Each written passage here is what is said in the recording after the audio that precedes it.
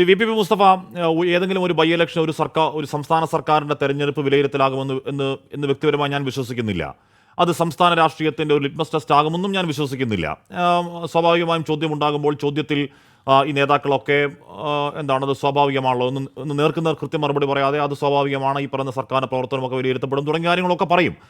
പക്ഷേ ശ്രീ മുസ്തഫ, എം സ്വരാജ് അദ്ദേഹത്തെ സ്ഥാനാർത്ഥിയായി പ്രഖ്യാപിച്ചതിന് ശേഷം എം വി ഗോവിന്ദനൊപ്പം നടത്തിയ വാർത്താ സമ്മേളനത്തിൽ ആദ്യം പറഞ്ഞ പ്രതികരണം ഒന്ന് കേൾപ്പിക്കാവോ?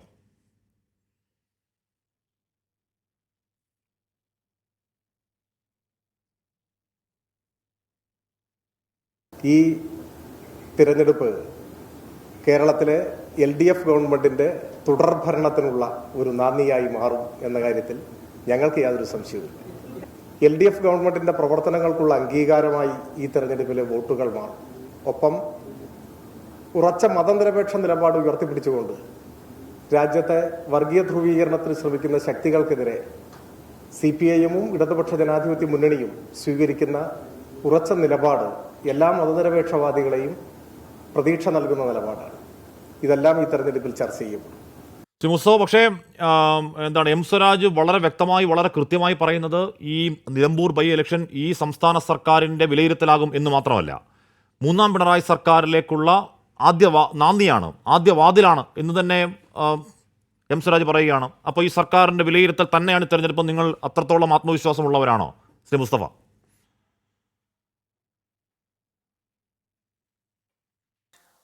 ഇതുവരെ കേരളത്തിൽ നടന്ന ലോക്സഭാ തെരഞ്ഞെടുപ്പ് ഒഴികെയുള്ള ഈ നിയമസഭയിലേക്കുള്ള ബൈ ഇലക്ഷൻ എല്ലാം അക്കാര്യം കൃത്യമായിട്ട് വ്യക്തമാക്കുന്നതാണ്.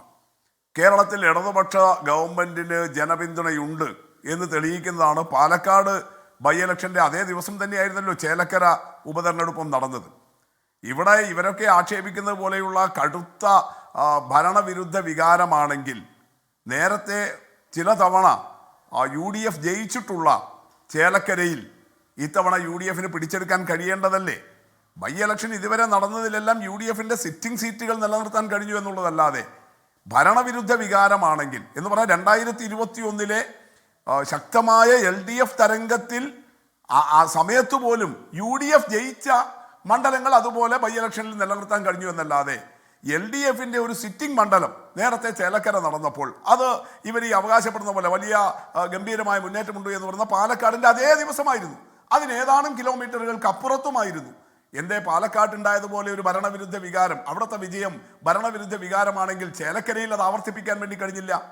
ഇതേ VD സതീശനും K സുധാകരനും ഈ പറയുന്ന ആളുകളുമെല്ലാം അല്ലേ ചേലക്കരയിലും നേതൃത്വം കൊടുത്തത്. അപ്പോൾ നമ്മുടെ മുന്നിലെ വളരെ കൃത്യമായ ഒരു സൂചന അവിടെ തന്നെ കിട്ടിയിട്ടുണ്ട്. സ്വാഭാവികമായിട്ടും 2 തെരഞ്ഞെടുപ്പുകൾ ആസന്നമായി നിൽക്കുന്നു. ഏതാനും മാസങ്ങൾക്കപ്പുറത്ത്, ഒരു 6 മാസത്തിനപ്പുറത്ത് ലോക്കൽ ബോഡി ഇലക്ഷനും 10-11 മാസങ്ങൾക്കപ്പുറത്ത് അടുത്ത നിയമസഭാ തെരഞ്ഞെടുപ്പും നിൽക്കുമ്പോൾ എം സ്വരാജ് സൂചിപ്പിച്ചതുപോലെ ഇതൊരു നാന്ദിയാണ്, ഇതൊരു കേളികൊട്ടലാണ്. ആ തെരഞ്ഞെടുപ്പുകൾക്ക് മുമ്പിൽ നമ്മൾ സാധാരണ മാധ്യമ ഭാഷയിലൊക്കെ പറയുന്ന പോലെ സെമി ഫൈനലിനോ അല്ലെങ്കിൽ പിന്നെ ഒരു തുടക്കമാണ് എന്നോ ഒക്കെ പറയാം.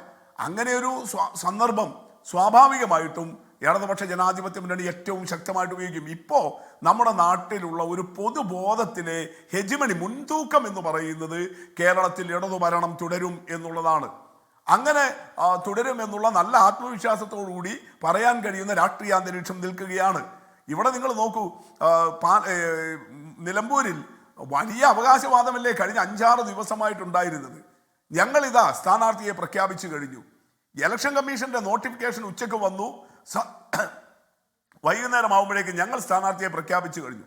എവിടെ ഇടതുപക്ഷത്തിന്റെ സ്ഥാനാർത്ഥി? ഇടതുപക്ഷത്തിന്റെ സ്ഥാനാർത്ഥിയെ തേടിയിട്ട് തെരുവിൽ അലയുകയല്ലേ? ഏതെല്ലാം വീട്ടിൽ പോയിട്ട് കൊട്ടുകയല്ലേ? ഇങ്ങനെയൊക്കെയല്ലേ കഴിഞ്ഞ ദിവസം ചാനലുകളിൽ വന്നവർ പറഞ്ഞത്. അന്ന് സന്ദീപല്ല വന്നത്, പക്ഷേ UDFന് വേണ്ടി വന്നവർ വിവിധ ചാനലുകളിൽ പറഞ്ഞ മാത്രമല്ല, അവരവരുടെ സോഷ്യൽ മീഡിയ അക്കൗണ്ടുകളിൽ എഴുതിയില്ലേ, സാക്ഷാൽ രാഹുൽ മാങ്കൂട്ടത്തിൽ ഉൾപ്പെടെ. അങ്ങനെ ഒരു സ്ഥലത്താണ് ഇപ്പോൾ പറയുന്നത്, ഇതാ ഞങ്ങൾ ഏതായാലും ഗംഭീരമായിട്ടുള്ളൊരു രാഷ്ട്രീയ മത്സരത്തിലേക്ക് വന്നിട്ടുണ്ട്, ഇടതുപക്ഷം സ്ഥാനാർത്ഥി വളരെ ഗംഭീരനാണ്. ഇന്നലെ 24-ലാണോ എന്നറിയില്ല, UDFന് വേണ്ടി പങ്കെടുത്ത മുസ്ലിം ലീഗിൻ്റെ നേതാവ് ഷാഫി ചാലിയും സ്വരാജിൻ്റെ നിലപാടുകളെക്കുറിച്ച് ഇവിടെ ഇപ്പോൾ താങ്കൾ സൂചിപ്പിച്ചതുപോലെയാണ്, താങ്കൾ സ്വരാജിൻ്റെ നിലപാടുകളെക്കുറിച്ച് സൂചിപ്പിച്ചത് തന്നെയാണ് ഇന്നലെ UDFന്റെ പ്രതിനിധി ഒരു ചാനലിൽ പറഞ്ഞിട്ടുള്ളത്. നമ്മുടെ മുന്നിൽ വളരെ ഷാഫി ചാലി ഇന്നലെ ഇവിടെ തന്നെ പറഞ്ഞ ഇന്നലെ വലിയ ഇന്നലെ നമ്മുടെ ചാനലിൽ തന്നെ പറഞ്ഞതാ. പക്ഷേ അതിൽ ഷാഫി ചാലിയും സ്വരാജിന്റെ നിലപാടുകളെ ആദ്യ ഭാഗത്ത് നന്നായി പറയുകയും രണ്ടാം ഭാഗത്ത് സ്വരാജിനെ വിമർശിക്കുകയായിരുന്നു. അതിൽ ആദ്യ ഭാഗം മാത്രമേ താങ്കൾ കേട്ടുള്ളൂ എന്ന് തോന്നുന്നു ശ്രീ വി പി മുസ്തഫ. പക്ഷേ ആദ്യ ഭാഗം പറഞ്ഞു ആ നിലപാടുകൾ ബഹുമാനമുള്ള ആളാണെന്നും ഈ നിലപാട് ഉറച്ചു നിൽക്കുന്ന ആളാണെന്നും ഒക്കെ പറഞ്ഞു. ആ കാര്യങ്ങളൊക്കെ പറഞ്ഞു. ശരിയാ.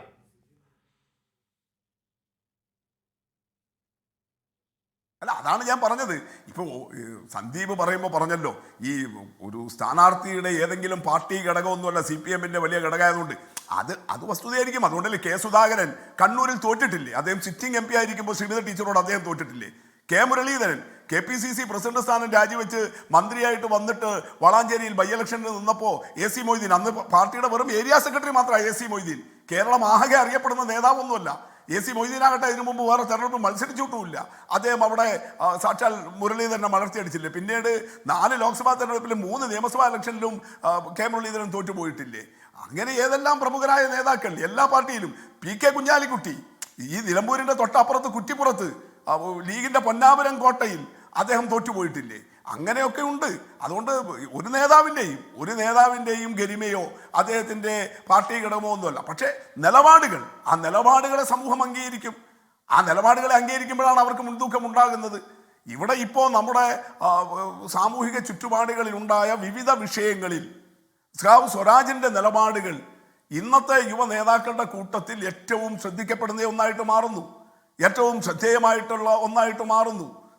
അതുകൊണ്ടല്ലേ കടുത്ത ഇടതുപക്ഷ വിരുദ്ധത പ്രകടിപ്പിക്കുന്ന ചില മാധ്യമങ്ങൾ തന്നെ നടത്തിയിട്ടുള്ള ഇപ്പോഴത്തെ ബുക്ക് ഫെസ്റ്റുകളിലൊക്കെ അവര് പ്രത്യേക അതിഥിയായിട്ട് സ്വരാജിനെ മാതൃഭൂമി പങ്കെടുപ്പിക്കുന്നു, DC ബുക്സ് പങ്കെടുപ്പിക്കുന്നു. ഇങ്ങനെയുള്ള സ്ഥാപനങ്ങൾ ഉൾപ്പെടെ അദ്ദേഹത്തിൻ്റെ നിലപാടുകളെയാണല്ലോ, അദ്ദേഹത്തിൻ്റെ ആശയപരമായിട്ടുള്ള ഗാംഭീര്യത്തെയും നിശ്ചയദാർഢ്യത്തെയുമാണല്ലോ അംഗീകരിക്കുന്നത്. സ്വാഭാവികമായിട്ടും അതിനെ കാണും. സ്വരാജിന്റെ ദൈക്ഷണിക കപ്പാസിറ്റിയിൽ, സ്വരാജിന്റെ വാക്ചാതുരിയിൽ, സ്വരാജിന്റെ രാഷ്ട്രീയ ക്ലാരിറ്റിയിലൊന്നും ആർക്കും ഒരു തർക്കം അക്കാര്യത്തിലില്ല. ഇനിയിപ്പോൾ ഇന്നലെ നമ്മുടെ ചർച്ചയിൽ ഒന്ന് രാജു പി നായർ ചോദിക്കുന്നുണ്ടായിരുന്നു, ഈ സർക്കാരിന്റെ കാലത്തെ ഈ പറയുന്ന പല പ്രശ്നങ്ങളെപ്പറ്റി സംസാരിച്ചോ? അത് രാഷ്ട്രീയമായ പരിമിതിയാണ്. രാഷ്ട്രീയമായ പരിമിതിക്ക് അപ്പുറത്ത് രാഷ്ട്രീയമായ ക്ലാരിറ്റിയോടെ സംസാരിക്കുക, അതൊന്നും തർക്കമല്ല. പക്ഷേ അത് മാത്രം മതിയോ? ഒരു മലയോര മേഖലയിൽ വന്യമൃഗശല്യം അടക്കം വേട്ടയാടുന്ന ദൈനംദിന ജീവിത പ്രശ്നങ്ങളോട് നേർക്കുനേർ മനുഷ്യൻ ഏറ്റുമുട്ടി നിൽക്കുന്ന ഒരു മേഖലയിൽ നമ്മുടെ ദൈക്ഷണിക കപ്പാസിറ്റിയും രാഷ്ട്രീയ ക്ലാരിറ്റിയും മതിയോ വോട്ടാവാനെന്ന് ചോദ്യമുണ്ട്. ഞാൻ അങ്ങനെയൊക്കെ എത്തും.